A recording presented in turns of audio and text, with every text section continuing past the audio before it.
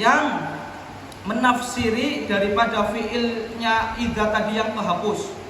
Paham boten? Contohnya di surat ayo, idza syam sukuwirat, idza sama'un, idza sama'u. Idza ketemu dengan apa di situ? Isim atau fiil? Isim. Idza ketemu dengan isim. Aturannya boleh enggak? Aslinya tidak boleh. Tapi kalau misalkan ada idza ketemu dengan isim, berarti ada fiil yang mana yang kehapus dari idza sama'un syaqqat? Yang kehapus berarti fiil apa? In syaqqat. Makanya cara maknanya begini. Idza sama'u ing dalem are kalane terbelah opo as-sama'u langit, in syaqqat tegese terbelah opo as-sama'u. Kedudukannya tegese artinya lu menafsirkan menyebutkan daripada fiil yang dihapus. Paham boten? Paham? Kita praktekkan di sini ayo. Idzal karimu, idza ketemu dengan isim. Aturannya boleh atau tidak? Tidak boleh. Makanya kita harus mentakwil, harus cari solusi. Solusinya apa? Berarti ada fiil yang terhapus. Mana fiil yang terhapus? Tahalla. Makanya idzal karimu ing dalam ari kalane tersifati sapa al karimu zat kang maha mulya. Tahalla tegese tersifati sapa al karimu zat kang maha mulya bismi muntaqimin kelawan aran zat kang maha menghukum. Tersifati. Walan yadhiqa Rasulullah jahu kabi. Idzal karimu tahalla bismi muntaqimi. Begini artinya. Ketika saya sudah berlumuran dengan dosa dan sebab dosa-dosa saya siksanya Gusti Allah yang maha menghukum hambanya yang berbuat dosa itu siap menimpa saya, maka saya langsung pergi ke Kanjeng Nabi. Ketika saya minta tolong kepada Kanjeng Nabi, meminta belas kasihan kepada Kanjeng Nabi dalam keadaan saya sudah siap disiksa oleh azabnya Gusti Allah, itu sama sekali tidak membuat derajat Kanjeng Nabi turun. Paham tuh? Paham? Jadi minta tolongnya kita sama Kanjeng Nabi, kita mengemis-kemis kepada Kanjeng Nabi, wahai Nabi Muhammad, ini saya bentar lagi diazab sama Allah, bentar lagi dosa-dosa saya ini diazab sama Allah. Saya minta belas kasihan panjenengan untuk tawassul ke panjenengan, coba doakan saya biar saya dapat ampunan Gusti Allah, berikan saya syafaat panjenengan. Nah, ketika Nabi Muhammad dimintai tolong seperti itu sama sekali tidak menurunkan derajat Kanjeng Nabi Muhammad. Semua syafaat yang diberikan oleh Kanjeng Nabi Muhammad kepada umatnya tidak membuat derajat beliau turun, walaupun yang ditolong itu orang-orang yang ahli maksiat. Paham betul? Paham? Karena paham. Nabi Muhammad ketika menolong orang-orang yang ahli maksiat, Nabi Muhammad berbelas kasihan dengan orang-orang yang berbuat maksiat. Ada orang yang zina ditolong sama Kanjeng Nabi besok mendapatkan syafaat. Ada orang yang suka mencuri, suka berbohong, suka berbuat dosa, semuanya ditolong oleh Kanjeng Nabi Muhammad melalui syafaat. Nah, pertolongan Nabi Muhammad kepada ahli maksiat itu sama sekali tidak membuat derajatnya Kanjeng Nabi Muhammad tetap mulia beliau, walaupun yang ditolong orang-orang seperti kita yang banyak dosa. Paham tuh? Itu artinya walan yadhiqa Rasulullah jahu kabi idzal karimu tahalla bismi muntaqimi. Ketika Gusti Allah yang maha mulia dengan namanya yang agung, yaitu maha menghukum hambanya dan sudah siap untuk menghukum hamba-hambanya yang berbuat dosa, kemudian saya lari kepada Kanjeng Nabi Muhammad untuk meminta tolong, pertolongan Nabi Muhammad yang diberikan oleh beliau kepada kita sama sekali tidak membuat derajat beliau itu menjadi sempit berarti menjadi berkurang. Fahim tuh? Fa inna min judika dunya wa dharrataha wa min ulumika ilmal lawhi wal qalami. Fa inna min judika mongko temne iku setengah sangking jud dermawan panjenengan. Fa inna min judika mongko temne iku setengah saking dermawan panjenengan ad-dunya ana dunya wa dharrataha lan dharratun ini artinya begini, dharratun perhatikan. Ada seorang istri punya suami dan suaminya itu menikah lagi. Ini namanya suami, ini istri yang baru istri barunya atau istri yang baru dinikahi oleh suami namanya dharrah. Bahasa Indonesianya apa? Madu. Tahu madu? Bukan madu minuman. Saya ulangi. Bill, perhatikan. Saya ulangi. Ada seorang istri perempuan punya suami, sudah punya suami. Kemudian suami ini menikah lagi, berarti punya berapa istri? 2 istri. Hubung ini menjadi dharrahnya ini menjadi dharrahnya ini. Ini menjadi madunya ini menjadi madunya ini. Paham tuh? Itu namanya madu. Paham boten? Banin, paham tuh ya Banin? Paham? Nah, itu namanya madu. Fa inna min judika ad-dunya ana dunya wa dharrataha lan madune dunya. Wa dharrataha lan madune dunya. Maksudnya apa berarti? Akhirat. Dharrataha maksudnya akhirat di sini. Wa min ulumika lan iku setengah saking pira-pira ilmune panjenengan, ilmal lauhi wal qalami, ilmu lauh wal qalami lan ilmu qalam. Ilmal lauhi ilmu lauh wal qalami lan qalam, dalam kurung lauh mahfuz, dalam kurung lauh mahfuz. Salah satu bukti kedermawanmu pada umatmu itu adalah adanya dunia dan akhirat. Itu salah satu kedermawannya Kanjeng Nabi. Maksudnya bagaimana ada dunia dan akhirat? Kedermawanan Kanjeng Nabi kepada umatnya itu menjadi sebab umatnya hidup enak di dunia dan hidup enak di akhirat. Maksud buatan paham nggak bait ini? Salah satu bentuk kedermawanan Kanjeng Nabi itu adalah dunia dan akhirat. Maksudnya bagaimana? Umatnya Kanjeng Nabi Muhammad, sebab Kanjeng Nabi Muhammad hidupnya enak, baik di dunia maupun di akhirat. Contoh di dunia, enaknya gimana? Syariatnya tidak ketat seperti Bani Israel. Contohkan, lupa tidak syariatnya Bani Israel. Ketika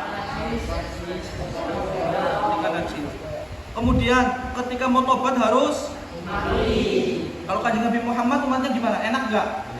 Tinggal astagfirullahaladzim, besok nyolong lagi. Habis nyolong lagi, astagfirullahaladzim, tobat. Besok nyolong. Enak umatnya Kanjeng Nabi, gampang cara tobatnya. Tidak seperti umat-umat sebelumnya. Sudah enak di dunia, enak juga di akhirat. Masya Allah ya. Sudah syariatnya enak, sholat cuma 5 kali. Itu pun masih bolong-bolong, banyak yang masih bolong-bolong. Kemudian cara tobatnya gampang, tinggal astagfirullahaladzim. Dan satu lagi, umatnya Kanjeng Nabi itu tidak bakal disiksa seperti umat-umat sebelumnya. Kalau umatnya Nabi Nuh habis semuanya disiksa. Apa coba siksaannya umatnya Nabi Nuh? Tenggelamkan. Nabi Lut dihancurkan, dimatikan semuanya. Kalau Nabi Muhammad tidak ada. Umatnya Nabi Muhammad tidak akan dibasmi kalau ada yang berbuat maksiat. Itu enaknya menjadi umatnya Nabi Muhammad. Itu salah satu contoh hidup enaknya hidup umatnya Nabi Muhammad di akhirat, di dunia. Sekarang di akhirat apa enaknya? Diberi syafaat terus, masuk surga tanpa hisab banyak terus, surganya paling tinggi terus, ila akhir ini. Fahim tuh? Nah itu enaknya jadi umatnya Nabi. Dan itu anugerah yang kita dapatkan, yakni na'ishu sa'idan fid dunya wa na'ishu sa'idan fil akhirah. Kullu hadhihi dzalika bisababin Nabi alaihi salatu wasallam. Sebab daripada dermawannya Kanjeng Nabi. Kemudian Imam Busiri juga memuji Nabi Muhammad dengan kata wa min ulumika ilmal lauhi wal qalami. Salah satu yang menunjukkan keistimewaannya Nabi Muhammad daripada nabi-nabi yang lain itu adalah apa? Ilmunya Nabi Muhammad, salah satu ilmunya Nabi Muhammad, beliau bisa mengetahui lauh mahfuz. Apa lauh mahfuz? Catatan-catatan takdir. Catatan takdir itu lauh mahfuz. Contohnya gimana? Di dalam Lauh Mahfuz itu sudah tertulis. Ibnu lahir sekian, tanggal sekian, bulan sekian, tahun sekian. Matinya fi tarikh kada wa fi syahr kada wa fi sanah kada. Itu namanya takdir, catatan-catatan takdir. Ibnu jodohnya adalah siapa? Nikita Willy atau siapa? Itu jodohnya hada, zaujatuku kada. Kemudian rizkinya seperti ini, meninggalnya sebab ini. Semuanya itu sudah tertulis secara rapih di Lauh Mahfuz. Itu bisa diketahui oleh makhluk, betul? Tidak bisa. Kecuali kanjeng Nabi adalah makhluk yang diberikan izin oleh Allah untuk mengetahui Lauh Mahfuz. Makanya Nabi Muhammad itu tahu kejadian yang akan terjadi pada masa yang akan datang. Besok umatku akan seperti ini. Besok umatku akan seperti ini. Besok tanda-tanda kiamat seperti ini. Itu tidak lain tidak bukan beliau berarti mengetahui Lauh Mahfuz, catatan-catatan takdir. Dan tidak ada nabi yang mengetahui isi Lauh Mahfuz kecuali kanjeng Nabi. Nah, itu bukan berarti beliau itu menyaingi Gusti Allah, bukan. Tapi karena Nabi Muhammad saking mulianya, saking istimewanya, diberikan oleh izin oleh Allah untuk mengetahui catatan takdir yang ada di Lauh Mahfuz. Fahim tum? Ya nafsu la tak, nafsi apa nafsu di situ? Boleh nafsu, boleh nafsi. Ya nafsu la taqnati min zallatin azumat, innal kabaira fil ghufrani kallamami. Ya nafsu, awak-awakan, wahai diri, la taqnati, ojo menyerah siro. Dari apa? Min zallatin saking dosa. Azumat kang gede atau agung apa zallah. Azumat kang gede atau agung apa zallah. Innal kabaira sak temene pira-pira dosa kang gede. Innal kabaira sak temene pira-pira dosa kang gede. Fil ghufrani ing dalam diampuni atau ing dalam pengampunan juga boleh. Fil ghufrani ing dalam diampuni atau pengampunan iku kallamami kaya dene pira-pira dosa cilik. Iku kallamami kaya dene pira-pira dosa kang cilik. Wahai diriku, wahai dirimu, wahai diri siapapun, jangan pernah menyerah. La taqnati. Ingat cung, nafsun walaupun lafadznya mudzakkar tapi dia dianggap muannas. Itu nafsun. Ayo surat Al-Fajr terakhir di mana? Ya ayyatuhan nafsul. Kenapa ada tak marbutoh? Kenapa naatnya itu ada tak marbutoh? Karena nafsun walaupun lafadznya mudzakkar tapi dianggap. Nah, makanya di sini la taqnati ini kan untuk muannas. Untuk ini ya muannas sama khatabah ini. Untuk anti, untuk dhamir anti. Jangan bingung ya. La taqnati min zallatin azumat. Wahai diriku, wahai dirimu, wahai diri kalian, wahai diri siapapun, jangan sampai menyerah ketika kamu sudah berbuat dosa yang begitu besar atau dosa yang begitu banyak. Kenapa? Innal kabaira fil ghufrani kallamami. Karena dosa yang besar itu sama seperti dosa kecil, sama-sama bisa diampuni oleh Allah.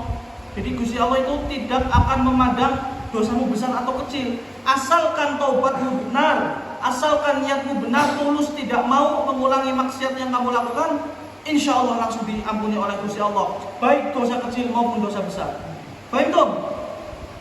Masya Allah. Innal kabaira fil ghufrani kallamami. Dosa besar itu seperti dosa kecil, sama-sama bisa diampuni, sama-sama bisa diampuni. Kecuali kaum Khawarij. Ada tahu kelompok Khawarij tahu? Kelompok Khawarij itu meyakini bahwa dosa besar tidak bisa diampuni oleh Allah. Tapi kita Ahlus Sunnah wal Jamaah meyakini mau dosa besar, mau dosa kecil, asalkan taubat dengan cara yang bagus, taubat dengan cara yang benar, dia bertekad tidak mau mengulangi perbuatannya, sama-sama akan diampuni oleh Allah. la'alla rahmata rabbi hina yaqsimuha ta'ti ala hasabil isyani fil qisami. La'alla rahmata rabbi menawa rahmat pangeran ingsun. La'alla rahmata rabbi menawa rahmat pangeran ingsun. Hina yaqsimu ing dalem nalikane membagi sapa rabbiha ing rahmah. Hina yaqsimu ing dalem nalikane membagi sapa rabbiha ing rahmah. Iku takti teko apa rahmat rabbi. Iku takti teko apa rahmat rabbi ala hasabil isyani ing atase kira-kirane kemaksiatan. Ing atase kira-kirae kemaksiatan. Ala hasabil isyani ing atase kira-kirae kemaksiatan fil qisami ing dalem pira-pira bagian. Fil qisami ing dalem pira-pira bagian. Maksudnya bagaimana? La'alla rahmata rabbi hina yaqsimuha ta'ti ala hasabil isyani fil qisami. Semoga saja rahmatnya Allah, ketika Allah akan membagi rahmat kepada makhluk-makhluknya, itu datang sebesar apa? Sebesar saya melakukan maksiat. Ini begini, Imam Busiri ini kan sedang menyesali sekali ya. Misalnya, ya Allah, dosaku banyak sekali, maksiatku banyak sekali, saya selalu berbuat maksiat setiap hari. Semoga rahmat yang Engkau berikan kepada saya itu mendatangi saya sebesar apa? Sebesar jumlah kemaksiatan, biar impas. Paham tuh? Ya Allah, saya minta bagian rahmatku itu sebesar saya melakukan maksiat. Tujuannya apa? Kalau rahmat dan maksiatnya impas, berarti tujuannya apa? Biar diampuni oleh Allah Subhanahu wa ta'ala. Ayo, makanya ada doa seperti ini, Jong. Doa seperti ini. Allahumma amilna birahmatik wala tu'amilna bi'adlik. Ya Allah, perlakukanlah saya dengan sifat rahmatmu, jangan perlakukan saya dengan sifat adilmu. Yang bisa menjelaskan saya kasih hadiah. Gimana maksudnya? Ya Allah, perlakukanlah saya dengan sifat rahmatmu, jangan perlakukan saya dengan sifat adilmu. Yang bisa menjelaskan saya kasih hadiah. Ayo, gimana maksudnya? Gimana maksudnya? Ayo, Banat, ada yang tahu? Ada yang tahu, Banat? Kalau kita diperlakukan oleh Allah dengan sifat rahmatnya Allah, berarti begini. Kalau kita diperlakukan dengan sifat adilnya Gusti Allah, berarti begini. Ayo berarti sekarang. Ayo akalnya dipakai. Ayo, mau sama saya kok takut? Ayo, Cum.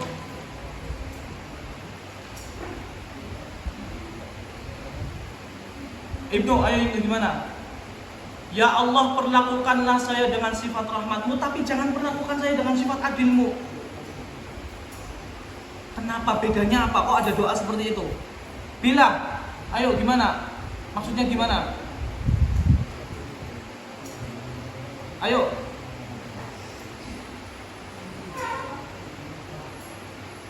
Kalau kita diperlakukan oleh Allah dengan sifat rahmatnya Allah, berarti kemungkinan besar dosa kita akan, karena rahmatnya Allah lebih besar daripada dosanya manusia. Sifat belas kasihnya Allah itu lebih besar daripada dosanya manusia. Tapi kalau sifat adil gimana?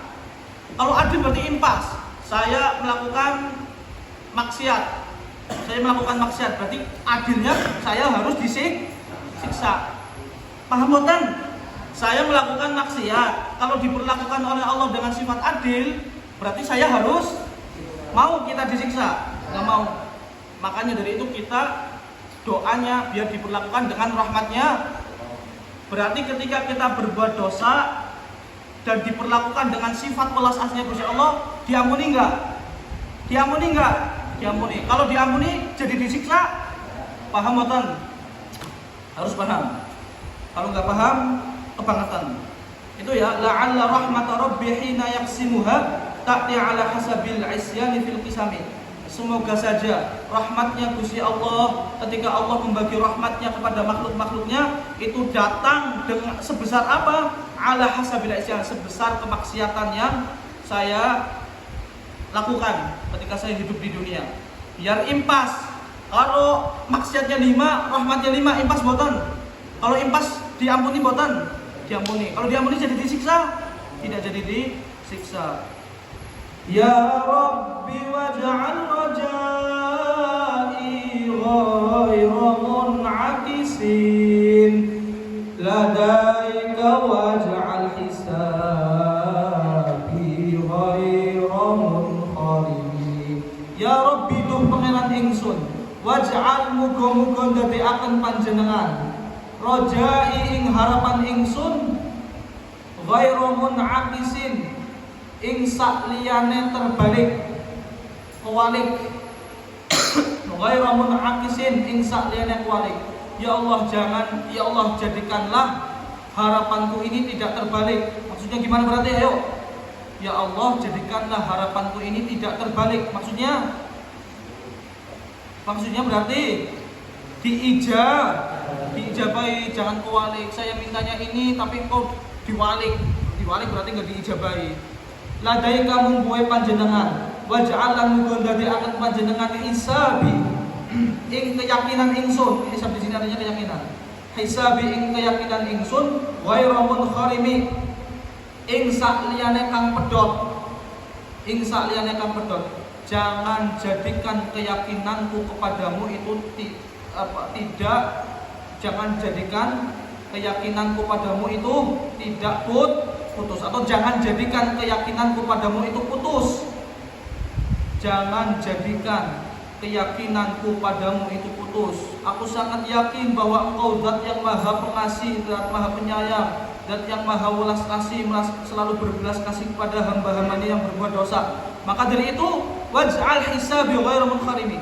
Jadikanlah keyakinanku ini padamu tidak terputus. Berarti kalau dibalik, jangan jadikan keyakinanku padamu terputus. Wal tuflan berbuat alus sapa panjenengan. Wal tuflan berbuat alus sapa panjenengan. Bi abdika kelawan kawula panjenengan. Fid daraini ing dalem dunya lan akhirat. Innalahu sak temene iku tetep kadoya abdika. Sobron ana sabar. Mata tad'u ing dalem kapan ngundang hu ing abdika al-ahwalu piro-piro ketakutan. Al-ahwalu piro-piro ketakutan yang hazimi mongko bakal kabur sapa abdika. Wal tuflan berbuato alus sapa panjenengan bi abdika kelawan kawula panjenengan fid daraini ing dalam dunya lan akhirat. Innalahu sak temene iku tetep kadoya abdika sobron ana sabar.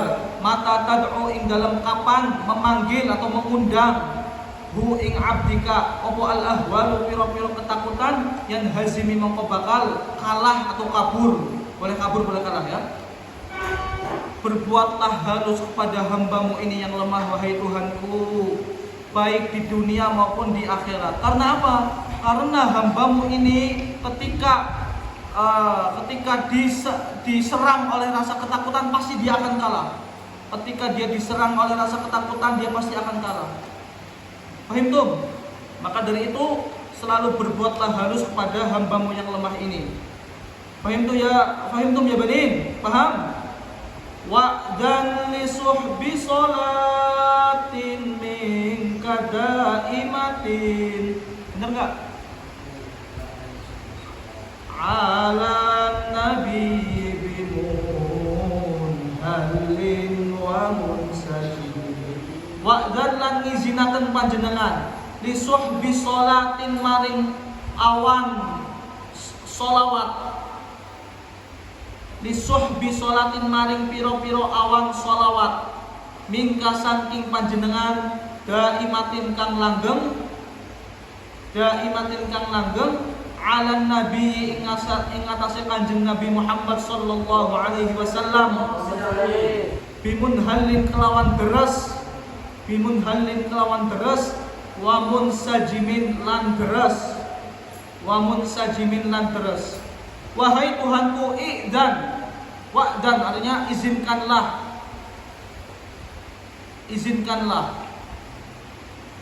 lisuhbi sholatin minka izinkanlah awan mendung yang penuh dengan sholawat agar selalu tercurahkan kepada Kanjeng Nabi bimunhalin dengan deras. Jadi Imam Busiri mengibaratkan sholawat di sini itu dengan awan yang mendung, awan yang mendung yang penuh dengan air itu diibaratkan sebagai sholawat. Dan beliau mengatakan, wahai Tuhanku, datangkanlah awan yang hitam, awan yang sudah siap untuk hujan, yang seolah-olah ini adalah apa? Seolah-olah adalah sholawat untuk diberikan kepada Kanjeng Nabi Muhammad secara deras. Ibaratnya apa? Datangkanlah sholawat kepada Nabi Muhammad secara deras, bagaikan awan yang mendung. Itu artinya wa'dan li suhbi sholatin minka daimatin 'alan nabi bimunhallin wa sajimi. Terus apa habis itu? Wal alilan was sahbilan. Terus tumat tabiin nuli piro-piro. Terus lahum maring fahum mongko utawi al ali was sahbi wal wattabi'in. Terus iku ahlut tuqa ahli takwa. Terus wan naqolan ahli murni suci, maksudnya bersih, ahli murni, ahli suci, ahli bersih. Terus wal hilmi lan haudul bukan wal hilmi lan sifat aris apa? Aris itu bijaksana. Aris itu bijaksana. Berarti kalau hilmi nggak bijaksana harus dikepret. Namanya bijaksana tapi nggak bijaksana. Terus wal karumilan kemuliaan. Ahlut tuqa ahli takwa, wan naqo bersih murni suci. Terus wal hilmilan bijaksana atau aris, wal karomilan kemuliaan. Terus maron nahat ing dalam selagine menggoyangkan adabatil bani ing piro-piro ranting pohon ban. Pohon ban itu pohon yang terkenal dengan rantingnya yang ini, rantingnya yang kecil, rantingnya yang halus, ya rantingnya yang ya begitulah kecil. Pohon ban. Nah, kalau di BLK buka pohon ban, nanti akan keluar sendiri. Maron nahat ing dalam selagine menggoyangkan adabatil bani ing piro-piro ranting pohon ban. Apa yang menggoyangkan? Fa'ilnya mana? Opo rihu soban. Rihu soban, angin. Bukan, itu sobah. Sobat berarti angin. Angin saking arah timur. Opo rihu soban, angin saking arah timur. Wa atrobalan gawe menari. Al-Isa ing onta. Sopo hadil isi penggembala onta. Binnagomi kelawan dendangan atau suara kang apik. Binnagomi kelawan suara kang apik atau dendangan. Ya Allah, curahkanlah sholawatmu kepada Nabi Muhammad sallallahu alaihi wasallam secara deras bagaikan awan yang mendung. Juga kepada para keluarga Nabi Muhammad. Kemudian sahabat Nabi Muhammad, tabi'in, yang mana mereka mempunyai sifat bertakwa, suci-suci, mulia, bijaksana seperti Hilmi. Maron nahat adabatil bani rihusoban. Berikanlah sholawat itu semua secara deras selagi ranting pohon ban itu bergoyang-goyang karena tiupan angin dari arah timur. Indah sekali ini, Cong, Masya Allah. Wa atrabal Isa hadin Isi bin Nagomi. Dan juga selama onta itu menari-nari karena dendangan indahnya sang penggembala. Ini khataman. Ayo kita berharap Kanjeng Nabi Muhammad rawuh di sini bawa berkah untuk kita semua. Ayo. Ya, ayo. Ya Rabbal khalqi malima qulubi siwa ka'inda qulubiha isil alamin wa